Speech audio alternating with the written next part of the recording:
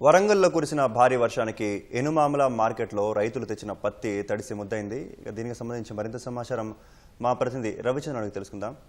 రవిచంద్ర, ఈ భారీ వర్షానికి ఎనుమామల మార్కెట్లో పత్తి తడిసిపోయింది కదా, ఈ అంశానికి సంబంధించి రైతులు ఏమంటున్నారు, అక్కడ మార్కెట్లో పరిస్థితి ఎలా ఉంది ప్రస్తుతం? వరంగల్ ఉమ్మడి జిల్లా వ్యాప్తంగా ఈ ఉదయం భారీ వర్షం కురిసింది. ఈదురుగాలులు అలాగే ఉరుములతో కూడినటువంటి భారీ వర్షం పడింది. దీంతో ఎనుమామల మార్కెట్ లో విక్రయానికి తీసుకొచ్చినటువంటి పత్తి అలాగే ఆ మక్కలు తడిసిపోయి ప్రధానంగా పత్తిని కొనుగోలుకు సిద్ధంగా ఉంచినటువంటి పత్తిని గత జిల్లాలోని వివిధ ప్రాంతాల నుంచి గత 2 రోజులుగా అంటే అంతకుముందు తుఫాన్ కారణంగా వరుసగా ఎనుమామల మార్కెట్ సెలవు సోమవారం నుంచి యథావిధిగా మార్కెట్ తెచ్చుకుంది. ఇవాళ భారీగా మార్కెట్ కి పత్తి తరలి వచ్చింది. ఆ విక్రయానికి సిద్ధంగా ఉంచినటువంటి పత్తి తడిచిపోవడంతో అన్నదాత ఆవేదన అంతా ఇంతం కాదు. జోరు వర్షానికి తీసుకొచ్చినటువంటి పత్తి పూర్తిగా తడిచిపోయిందని వారంతా కూడా ఆవేదన వ్యక్తం చేస్తున్నారు. ప్రధానంగా ఏదైతే ఈ పత్తిలో గత వర్షాలతో తేమ శాతం పెరగడంతో ధర రాక రైతులంతా కూడా చాలా ఇబ్బందులు పడుతూ మద్దతు ధర రాక నష్టపోతున్నారు.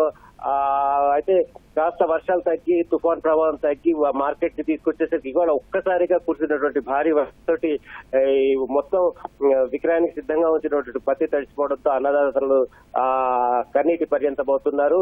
ఇలాగైతే ఈసారి పత్తి సాగు చేపట్టి తాము పూర్తిగా నష్టపోయామని చెప్పేసి ఖచ్చితంగా ప్రభుత్వం తమను ఆదుకోవాలని కూడా వాళ్ళంతా కోరుతున్నారు. ఉదయం ఇటు జనగామ జిల్లా అలాగే హనుమకొండ జిల్లాలోని పలు మండలాల్లో భారీ వర్షం కురిసింది.